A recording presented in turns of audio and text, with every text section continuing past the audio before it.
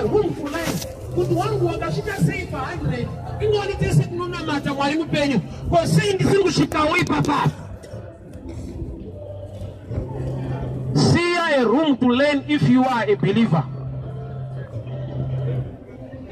Jesu mwana wa Mwari azere ni kuziva mahari. But Bible not aitomboenda mutemberi at 12 achigara pakati pevakuru. Aizoona nguva yekutaura but wambopinda in their midst. Iyari Mwari. People hear me very well. My categories, nema dimensions in the things of spirit, zviriko. Nengiros nema categories, nema dimensions. Palatumwa chayo, Gabriel anozvipresenta aitara ofisi yake kuna Maria.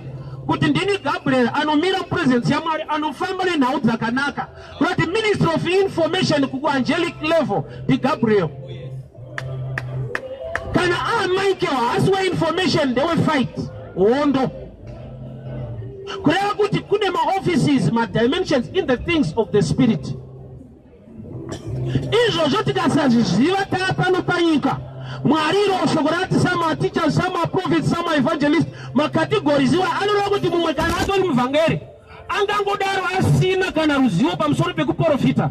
Zvekuti there are times yekuti anogona kurwadziwa nekuona zvokuitwa nemaprofita over what I need to help people. Haugone kukorekta chinhu chausiri musame field, usina same understanding. Ini ndikabhoekana makanika achibata mota yangu ndikamuti siya ndobatawo anoseka because anoziva ndiri pastor handikanike mota. So hasha dzangu dzinogumira pakuti chiita alright because ndiwo unoziva. Ndikaita hasha dzekuti babatiro waita mota wagadzike injini pasi inoita madhaga, anoziva kuita kwake ifield yake. Saka uchiona kazhinji ukaenda kukwana unogadzira ma-TV or mumotokari vanongoti siyai mozodzoka. Why? Because ukaswera uripo unotatisa basa because pane paanogurunura zvekuti wega unobata musoro so kuti akomana inomuka futi here. Wakamwenda panogadzirwa mafoni baba tinogurunurwa tese tonzi mukatimi so pfe wega unoti airire iyi haichashanda. Saka unoti aiwa mungavhiringidze program munodzoka after 30 minutes. Why? Because you are not in that field. Ndatara nemwe hama yakaenda unoita operation. These days vanogona kutokuratidza video racho after operation. Zanza wakomana dai zvaitwa ndiri mpenya aioperetwa paura. Pachichekwa pachivhiwa tsinga dzichibatwa boto munhu amuke. But akamuka akaradzwa video akanoti saka some people are gifted in their areas. Zvekuti when you try to intervene unogona kukanganisa chinhu. Zvisingareve kuti ma-mistakes nema-era ahako ariko. Anokorektwa sei, anogadziriswa sei. For the sake, I'll give you an example. Mumba mukapinda nyoka, ukabata zibonza kana chimbo, ukatanga kurowa uchiti handisuzwa pairi but ndinogona kungosangana nayo cheri area yairi. Joshua unogona kusvika pa-area yairi ukarova TV ukairova kuseri ikafa. But at the end you lose property. Nekuti hausi kuziva pairi ungorova pese pese. But kana une wisdom, unogona kupisa ragha ukanda mumba. Painochokwa nesmoke yerabha ichibuda kunze panoita wika unodhila nayo at easy. So Bible richiti wisdom is the principal thing. Vashona cha wisdom dzacho vanadzo vanochira kuda kureva mambo vamakwira pachuru. Vanozviitei, vanozvati mambo ane nyaya dzaanoda kurehwa but make sure kuti iwe uchiri mudika usi mambo. Even uchizva zviri correct unogona kunyudzwa uri right. Vashona chaiwo kwete zvekunamata. So Bible richiti wisdom is the principal thing. David akaita upombwe nemukadzi waUria. Nyaya ikapiwa a prophet unonzi Nathan naMwari. Nathan akapiwa a way to address the king. Haana kuenda pachivanza akatanga kushedzera kuti muri kutongwa nemhombwe hure remunhu. Asisina Mwari. Akaipaka zodaisa kutoya mukadzi waUria. Mwari vakamupa the wisdom how to approach a king. David ukatendeuka kubva pazvivi zvake. Why? Because kutsura kune one element inonzi love. Ukaona kutsura kusisina rudo ndokwekuita kuti munhu anyadziswe vanhu vaseke. Kana uine rudo you try to protect and win a brother. Ofunge mukurasika akangu kwese kwaunoziva Mwari ndotomuda zveshuwa. Saka ukati waitonditsondora ukutondikanganisa ukatondibatsira ndofara. Why? Nekurasika kweso Mwari ndomuda. Kurasika isaini kuti ndakavenga Mwari. Ayi kuti unichitomira kuitara kunaka kwakiso ndomuda. So ukatoona ndine magatsi kuitara kunaka kwa Mwari ndakarasika. So this one is a good brother, only that is lost. I need to help you. But rudo rwaro rukashaika manje inenge ya advert. I always tell people and I always tell people this. Ukaona ndamira pano ndakukudza kuipa kwemwe mfundisi akusi kuparidza zviziviso kungokuzivisa zvikuitika munyika ningitsotsi ninganomba ndo zvinonzi ukaenda kuchechi pane nguva inonzi zviziviso pane anomboenda kuchechi handi pane nguva zviziviso zviziviso haisi revelation ireality on the ground kuti ningitsotsi prophet ningiibava zviziviso chinochinja upenyu hwako hazvisi zviziviso kuziva Kristu. Because gore rinopera uchiseka kuipa kwemwe munhu and wauri kuseka danger iripo manje anogona unosangana naMwari kuseri kwausiri. Paul aiva mhondi yainzi Sauro akasangana naMwari behind the door ari murodhi yekuenda Damascus. Mwari vakamusarudza vakamuda zvakuti vamwe vavhangeri vanobvira vaudzwa naMwari kuti tasarudza Paul. Ananiasi ndiye akatozonzwe tsano aone kunetsekana nemunhu ndatomuda. Mwari anogona kuda vanhu behind closed doors. Iwe une record yekuti hasi right. Denga ndeyaMwari harisira imwe chechi kana vamwe pastor. Usanyeperwe usafurirwe. Tsvaka Mwari unamate Mwari sedunga munhu. Unogona kuseka era yangu, but my era is not a gospel and it won't change your life. And I also love it after that era teacher kaitika. Jesu unotaura achiti amuka kuguwa tara nemukadzi. Enda unotaura vadzidzi vangu tisangane Galirea uye naPeter. Why is he saying uye naPeter? He are part of the disciples. He knew kuti Peter wakandiramba ka3. So obvious kuti vanhu vane zvavakafunga. Maybe vakatomudzinga muchikwata kuti is no longer worthy, but I still love him. Mwari unoita zvinhu dzimwe nguva zvinogona kubowa vanhu vanozviti right. Just like the prodigal son and his father.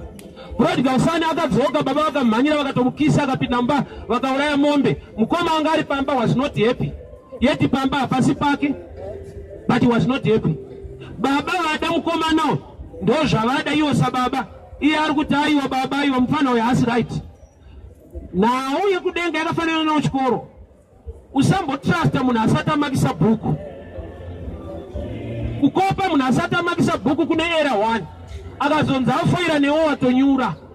Ari right kukopa ndiani bhuku rakamakwa. Ari right kunzwa nekutera tsoka dzake ndi Jesu kwete umwe pastor. Pastor asati wapinda denga vanotozonopindawo. Saka munhu asati amakisa bhuku ari dangerous ukamukopa. Ini ndikava role model yako pakunamata nezvese mistake. Men can start on a good note and end on a bad note.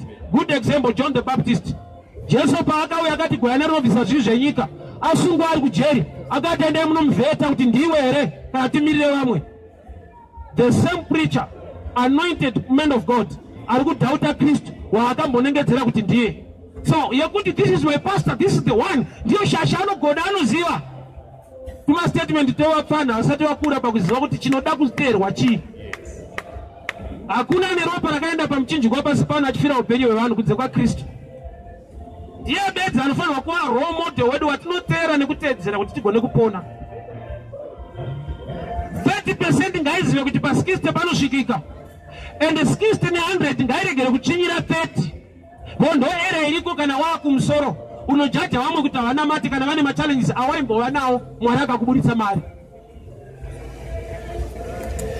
One day I once heard somebody teaching. Zikanzi unoita mufundisi anogara kulocation. Unofunga zvako zvingaite. Iye asina kana imba achirojawo. Iye ari kudaro anemba akamboroja.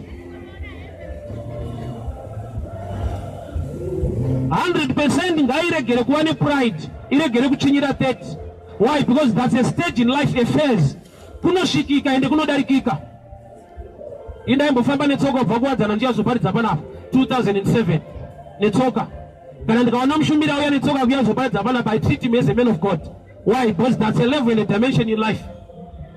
Uri ku 100 gona kurelata zvakanaka ne 30 vazhinji vedu vatsondorwa mwoyo nevanhu vari ku100 nokuti akakuona uri ku30 anoti hausi serious enda unamati. Danger wofuti ine 30 akaona ari ku100 woti matsotsa tese tonamata pazvedu asikuita izvozvo. Kana kuti akasvika pakurwadziwa stereki anoti zvese hazvina nebasa rese izvi, nyaya ndekuenda kudenga nokuti iye agumira pa30. Hakuna asikade chakanaka, hakuna asikade improvement, hakuna asikade good life. But unosvika paunorwadziwa neupenyu zvokuti unopedzera wakutuka good life yacho. Why unonzwa mumwe kuti Solomon akazvitaura wani kuti zvese izvi hazvina maturo. Solomon paaitotaura kudaro anga anazvo, aneta nazvo.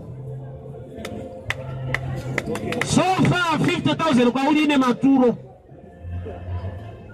Unogona kuvaka imba, unogona kuchengeta mhuri ine musoro. But ukanzwa kulevel yekumabhiliyoni akuti hazvina musoro, asakunyepere. Palace yakavakwa naSolomon yaiva mari, lifestyle yairarama yaiva mari.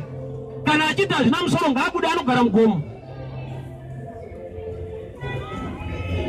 Mbeu yakanaka yakamera 30%, imwe yacho yakamera 60, imwe 100. Those three categories are dimensions in life mukunamata. Problem iripo ndeyekuti 100 ikava nepride inochinyira 30, 30 ikava nebitterness inotuka zviri mu100 yoti hasi Mwari. Izwai, hakuna scripture murau wakapiwa naJesu kuti endai munomira kana vanhu vauya vanorwara vachatsika mvuri wopora. Asi kune scripture inoti vanhu pavaitsika mvuri wapita vaipora. It was a personal revelation, it's instruction to the church. Ndo zvimwe zviri mushoko raMwari manje. Peter shoko ravakaudzwa sevadzidzi vakanzi muchaturika maoko pane vanorwara vachapora. Vanhu ndokuuya vachisika mvuri wapita vachipora. Peter wazvitora kupi? That's a personal revelation, not an instruction to the church. Samwe anobva ati apa zvari kuita ndavhura mushoko hazvimo isati tenderere kwese tiri pashoko ipapapo. There are things you are going to miss zviri so personal zvinoitwa naMwari muvanhu. Mwari chaiye asingade ufewe neupombwe ndiye akati kuna Hosea, enda unorora hure rinonzi goma. Vananoverenga Bible. Hosea was a true prophet, akapiwa instruction to marry a prostitute. Mwari vachizviitirei raiva drama rekukorekta Israel. Israel yanga yakunamata zvifananidzo chimwari chinonzi Baal. So kumweya zvinotonzi spiritual adultery, kudana neumwe murume, nokuti murume wekereke Mwari ndiye muridzi waIsrael. Saka Israel paakaenda kuna Baal yanga yakuita ufewe pamweya. Saka uyu paakaita ufewe panyama vanhu vakaedza kumukorekta, ndo paakatendukira kwaari akati kana zvandiri kuita zviri wrong, so which means you are wrong. Why are you worshiping another god? Kureva kuti Bible rine madimensions ekushumira akasiyana. Some they are anointed and gifted to dramatize things, not to speak.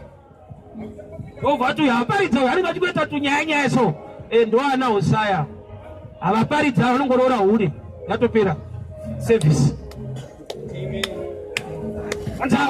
They just motivate people. Hapana scripture anobata. Baba roti kana paine simbe ngaiende kumujuru kwete kuchechi, kwete conference. There are times you need to be inspired, not to be prayed for. Hapana kunzi kana paine simbe ngainamatirwe. Simbe enda kumujuru kwete kuprayer, kwete kufasting. Kumujuru kunaitei to learn.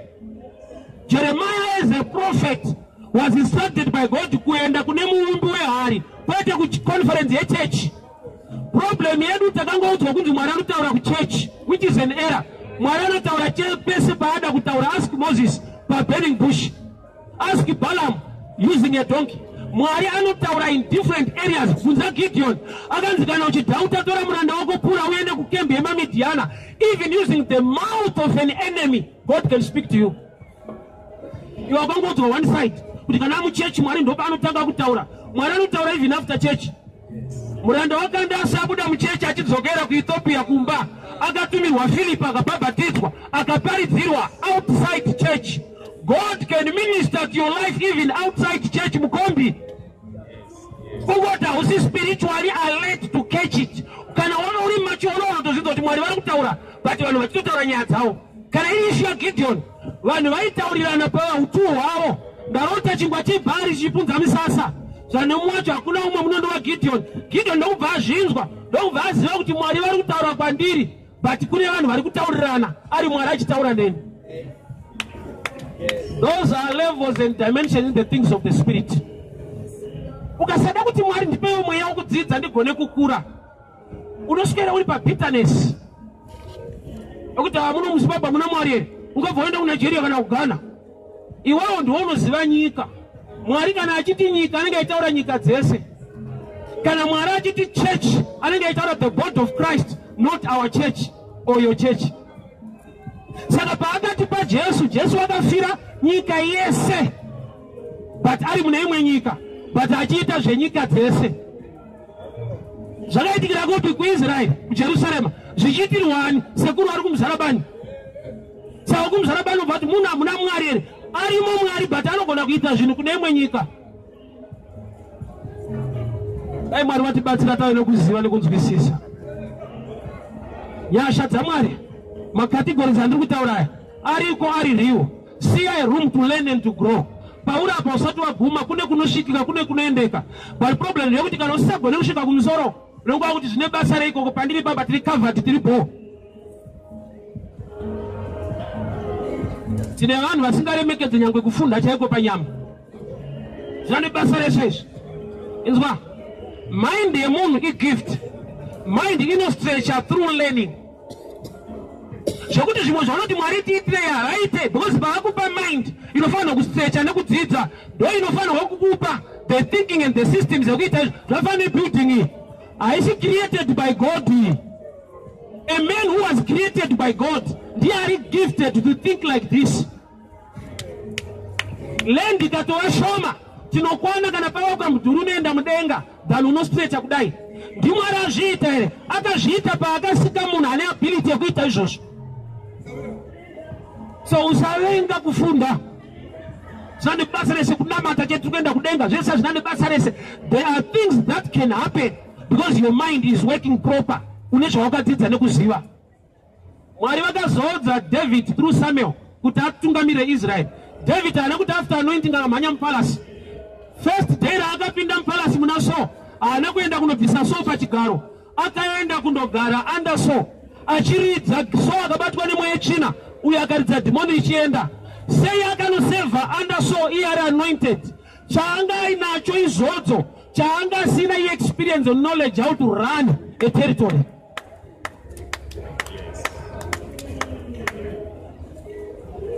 Usavenga kuacquire knowledge in spirit and in physical. Zvine help life yako as a person. See a room to learn. See a room to learn. Uchidzidza kunani, Mwari ngaakupe mweya muchena wokunzvera. Uregere kubatira pachinhu wani, nokuti Mwari unomutsa vanhu vazhinji vane kutaura kwakasiyana, nenzira dzakasiyana, nemareasons akasiyana. Afundiswe nyamazuva ano, vafundiswe prosperity. Prosperity kudai kubudirira. Kuda kuti vari kwere vafundiswe poverty avako. Newacho ari kuti mari yakaipa, ukatomusecha anayo. Asana munhu munhu anoti mari yakaipa utangobudisa ina yachikanda soda zvine basa rese dakuenda kumusha. Kana dzimba dzine basa rese udza muri yake kuti kudaimo tunogara mugomo. Dzimba dzine basa hakuna. Ndane 45 years asana musana nemushumiri akadaro. Wese anoti dzimba dzine basa rese ane kwaanogara. Wese anoti mota ine basa rese akabva pana anoenda parengi. Kuti arurama life yekupretenda. Reality life anoinzwisisa. Handifunga kuti mwana womufundisi anobhadhara ndimi paschool fees. Imari yakaipa iyo inenge ichitodiwa naheadmaster. Indambokwira kombi kudhara yanga yakanzi God given. Ndikati handizvikwamwari wedu watoparidza ndofunga handibhadhare. Andonzo uinda kuti mubatanidza itsano ndikati indawa. Zvanzi Mwari akapa isusu kwete mimi. God given.